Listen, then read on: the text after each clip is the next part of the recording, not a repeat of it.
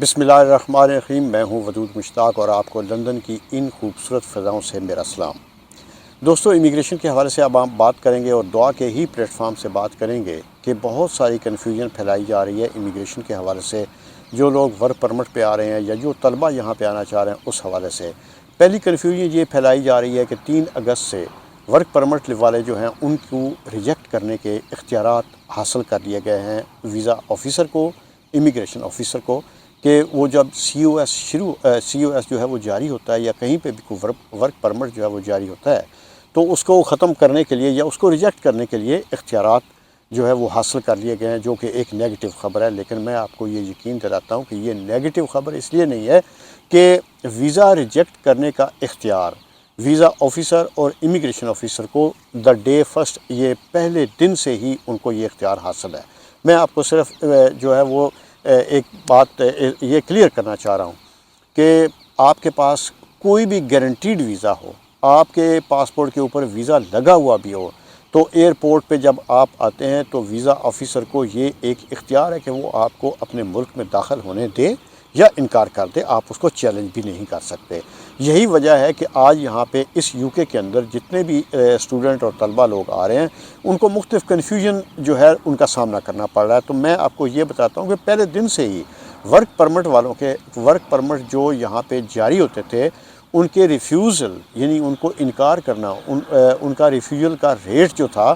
وہ پہلے بھی اسی طرح ہی تھا جو آج ہے۔ یعنی کہ جو لوگ جینینلی وہاں پاکستان سے یا کہ دنیا کے کسی بھی ملک سے برطانیہ آتے ہیں ورک پرمٹ پہ اور وہ جینین ہیں اور جینین طریقے سے آ رہے ہیں، تو ان کا ویزا جو ہے وہ کبھی بھی ریفیوز نہیں ہوگا۔ اس لیے اس بات کو آپ اطمینان رکھیں کہ غیر ضروری طور پر ویزا ریفیوزل، یہ جو افواہ اڑائی جا رہی ہے کہ جی امیگریشن آفیسر کو یا ایمبیسی کو ویزا ریفیوزل کے اختیارات مل گئے، اختیارات ان کے پاس پہلے ہی سے تھے، آج پہلی دفعہ اختیارات نہیں ملے ہیں۔ اس کے علاوہ جو اسٹوڈنٹس کے حوالے سے یہ بات تھی تو یہ بات بالکل درست ہے، اور ہم تمام لوگ اس بات کو تسلیم کرتے ہیں کہ اگر ایک اسٹوڈنٹ جو ہے وہ پاکستان سے یہاں پہ آتا ہے یا کہ دنیا کے کسی ملک سے بھی برطانیہ آتا ہے تو اس کو پہلے تعلیم ہی حاصل کرنی چاہیے۔ تعلیم حاصل کرنے کے بعد اس کے پاس ایک سکل آ جائے گی، وہ اس سکل کے مطابق جو ہے وہ اپنے آپ کو برطانیہ میں کام کرے۔ یعنی کہ اگر وہ 2 سال کا کوئی ڈگری حاصل کرتا ہے، کوئی اعلیٰ سکل حاصل کرتا ہے، تو اس کے بعد اس کے پوسٹ ورک ویزا اس کے پاس موجود ہے۔ ہاں، اسپاؤس کے حوالے سے جو پہلے تھا ایک سلسلہ جس کے بارے میں لوگوں کی ایک رائے ہے، بلکہ آج جو یہاں کے جو پارلیمنٹ ہے اس کے اندر بھی یہ ایک ریزلٹمنٹ موجود ہے کہ لوگوں سے آپ محنت کر کے کما کے اپنی تعلیم حاصل کرنے کا وہ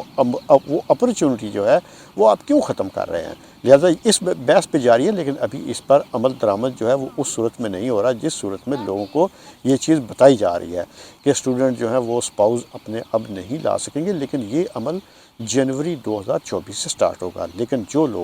جو طلبہ اپنے جو یہاں پہ پی ایچ ڈی کر رہے ہیں یا اعلیٰ تعلیم حاصل کرنا چاہ رہے ہیں، یعنی کہ 6 منتھ کے شارٹ کورسز پہ وہ نہیں آنا چاہ رہے، تو ان کے لیے وہ سہولتیں آج بھی میسر ہیں۔ وہ یہاں پہ آ کے کام کر سکیں گے، اپنی فیملی کو لا سکیں گے، اور اپنے اسی طرح ہی جو پرماننٹ یہاں پہ رہنے کا ان کا ایک روٹ ہے، اس روٹ کو وہ اختیار کر سکیں گے، وہ استعمال کر سکیں گے۔ اور یہی حال جو ہے وہ باقی ورک پرمٹس کا ہے۔ وہ میں آپ کو بتاؤں کہ آپ gov.uk کی ویب سائٹ پہ جائیں اور وہاں پہ آپ سرچ کریں کہ یہاں پہ کس طرح کے کتنی کیٹیگری کے کہاں پہ لوگوں کو چاہیے، تو سب سے زیادہ آج سیزنل ورکر کی ضرورت ہے۔ سیزنل ورکر جو ہے وہ 3 ماہ سے 6 ماہ کے دوران ان کو ویزا جاری کیا جاتا ہے، 3 ماہ کا بھی ہوتا ہے، 6 ماہ کا بھی، اس کے بعد ان کو واپس جانا پڑتا ہے اور پھر وہ اگلے سال دوبارہ ویزا اپلائی کرتے ہیں، پھر واپس آ جاتے ہیں۔ ایسے لوگوں کے لیے رہائش اور کھانے پینے کی سہولتیں بہرحال ایک قانون یا کانٹریکٹ کے ذریعے نہیں ہوتی، لیکن یہ نارملی جو فارمرز یہاں کے لوگ ہیں، جو گورے فارمرز ہیں، وہ اپنے ان ورکرز کو، چونکہ ان کو دن رات وہیں پہ انہوں نے رکھنا ہوتا ہے، تو وہ ان کو رہائش اور کھانے پینے کی سہولتیں بھی فراہم کرتے ہیں، لیکن یہ قانوناً ان کی ذمہ داری نہیں بنتی ہے۔ اچھا، اس کے بعد جو ورک پرمٹ کی جو باقی کیٹیگریز ہیں اس میں سے جیسے کوئی کسی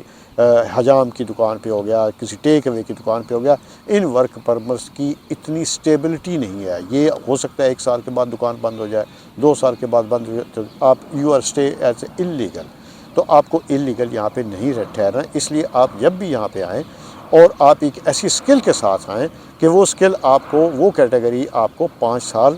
کا جہاں پہ اسٹے دے، اور چونکہ اگر آپ 5 سال کا یہاں پہ ورک پرمٹ پہ اسٹے کر سکیں گے تو اس کے بعد آپ کو براہ راست جو ہے وہ آپ ILR یعنی انڈیفینٹ لیو ٹو ریمین پہ چلے جائیں گے، اور پھر اس کے بعد آپ نیکسٹ ایئر نیچرلائزیشن یعنی کہ شہریت کا آپ اپلائی کر سکیں گے۔ تو یہ میری آج چھوٹی سی گزارشات تھی، جو میں کنفیوژن تھی پھیلائی جا رہی تھی، میں چاہ رہا تھا اس کو میں کلیئر کروں، اور میری اگلی ویڈیو میں آپ کو اسی طرح طلبہ کے اور ورک پرمٹ کے حوالے سے مزید انفارمیشن، مزید ریسٹرکشن اور مزید پابندیاں اور مزید سہولتوں کے حوالے